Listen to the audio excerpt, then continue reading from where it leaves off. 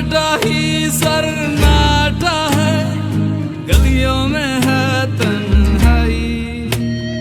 शहरों को छोड़ छोड़ के आज गाँव की यादें है आई। रघुवंशी का बनाया गया कोरोना महामारी के ऊपर ये गाना बहुत ही लाजवाब है।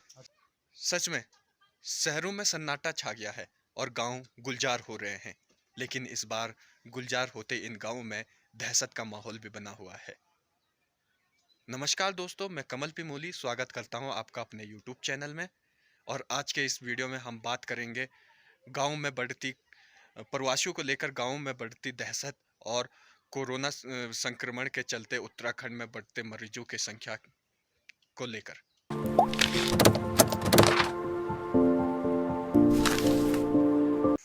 शहरों की जिंदगी भले ही चकाचौंध और रोमांचित करने वाली हो, लेकिन इन दिनों कोरोना संक्रमण के चलते हुए लॉकडाउन के कारण यहाँ रह रहे प्रवासियों की नौकरी छिन गई है। खाने का संकट गहरा गया है।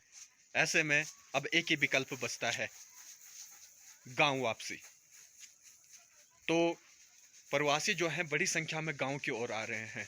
प्रवासियों को गांव की याद सताने लगी है। याद भी क्या, अब तो पांव खुद ब खुद गांव की ओर दौड़ने को तैयार हैं।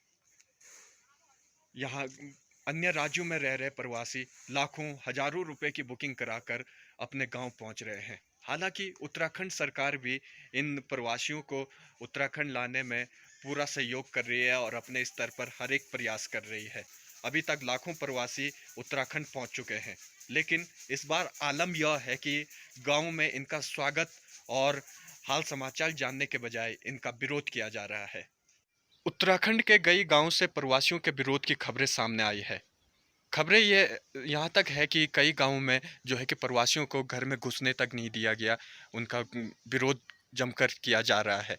और कई गांवों में आलम यह है कि यहाँ गांव से 1-2 किलोमीटर दूर क्वारंटीन सेंटर बनाए गए हैं, जहां प्रवासियों को रखा गया है, लेकिन व्यवस्थाओं के नाम पर एक छत के सिवा और कुछ नहीं है। तो मेरे साथ एक ऐसे ग्रामीण युवा है, उनसे कुछ जानने और समझने की वो कोशिश करेंगे कि वो प्रवासियों को लेकर क्या कुछ विचार उनके हैं और इस जो कोरोना संकट गहराया हुआ है इसे लेकर उन्होंने क्या कुछ सीख लिया है। तो सबसे पहले तो मेरे YouTube चैनल में आपका बहुत बहुत स्वागत है। Thank you. तो मैं आपसे ये जानना चाहता हूँ कि लगातार जो है कि हजारों लाखों लोग अब उत्तराखंड आ रहे हैं, गांव के गांव गुलजार हो रहे हैं, लेकिन इसी के साथ संक्रमण जो है वो दिन दोगुनी रात चौगुनी उसमें भी कोरोना के मरीजों में इजाफा हो रहा है। तो कई लोग ग्रामीण क्षेत्रों में कई ग्रामीण जो है कि विरोध भी कर रहे हैं कि अब गांव की याद आ रही है तुम्हें।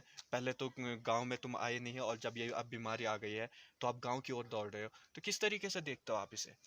देखिए, सबसे पहले तो मैं आपको बता दूं कि कोई भी अपने घर गांव को नहीं छोड़ना चाहता है, भले आप हो, मैं हूं या कोई और क्यों ना हो। वो घर गांव को छोड़ता है मूलभूत आवश्यकताओं के लिए, शिक्षा के लिए, चिकित्सा के लिए और रोजगार। आपको बता दूं कि अगर ये सभी सुविधाएं गांव में हो, अपने क्षेत्र में हो, तो लोग अपने घर गांव और क्षेत्र को क्यों छोड़ेंगे। वो इन्हीं कारणों से अपने घर गांव क्षेत्र को छोड़ते हैं, ताकि वो अपना भविष्य बना सकें, परिवार का नाम रोशन कर सकें, क्षेत्र का नाम ऊंचा कर सकें। और बात कही आपने प्रवासियों के घर आने की, तो उनका गांव है, उनका घर है, वापस तो वो आएंगे।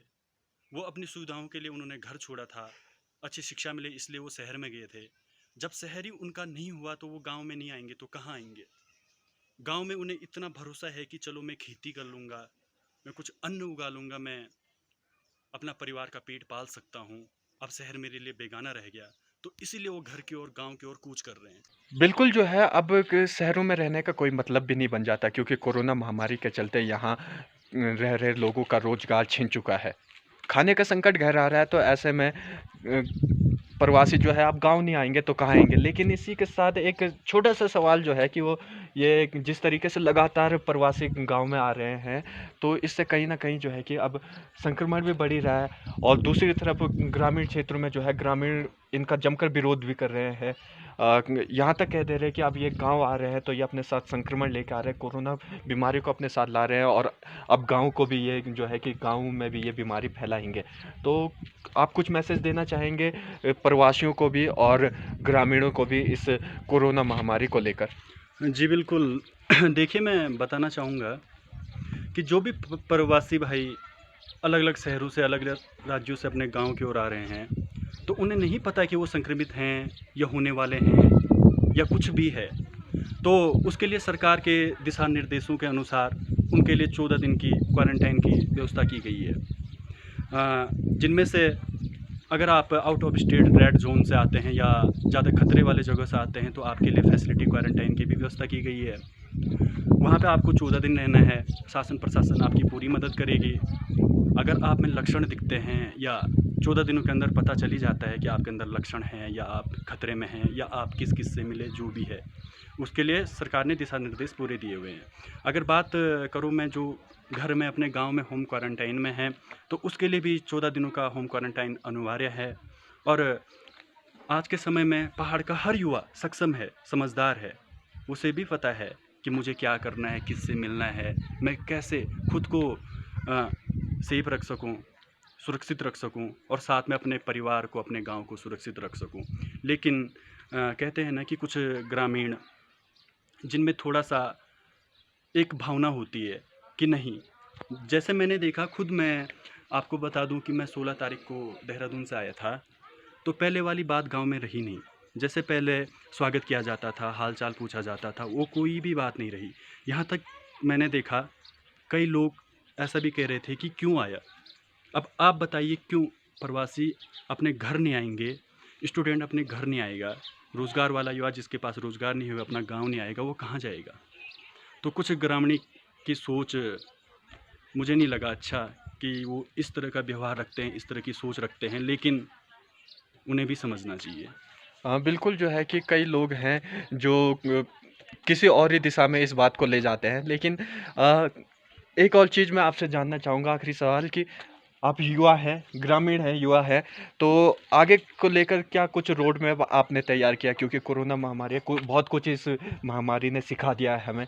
तो आगे को लेकर क्या कुछ रोड मैप तैयार किया है? क्या वापस महामारी के कंट्रोल में आने के बाद, नियंत्रित होने के बाद, या फिर वैक्सीन बनने के बाद जो है कि आप फिर से शहरों में जाएंगे या फिर आप गाँव को ही आबाद करने की सोच रहे हो? देखिए, मोदी जी ने भी एक चीज़ बोली थी कि आत्मनिर्भर बनो। तो वही बात मैं आपसे भी कहूँगा कि आत्मनिर्भर बनना बहुत ज़रूरी है और स्वतः रोज़गार को अपनाओ। क्योंकि संक्रमण की स्थिति तो आप देख ही रहे हैं, प्रतिदिन दुगने तिगने से भी ज़्यादा केसेस सामने आ रहे हैं। तो मेरी सोच तो यही है, मैं और आपसे यही कहना चाहूँगा कि जितना हो सके स्वतः रोज़गार अपनाएं और आत्मनिर्भर बने। अगर हमारे पास गांव में ही रोज़गार रहेगा तो हमें शहरों की तरफ कूच करने की क्या आवश्यकता। जैसे हम खेती कर सकते हैं, मुर्गी पालन, पशुपालन, अगर सरकार थोड़ा सा सहयोग करे तो। क्योंकि कई लोग सक्षम नहीं होते हैं, प्लान उनके दिमाग में रहता है कि मुझे मुर्गी पालन करना है, पशुपालन करना है, कुछ भी करना है, लेकिन अगर सरकार का सहयोग मिले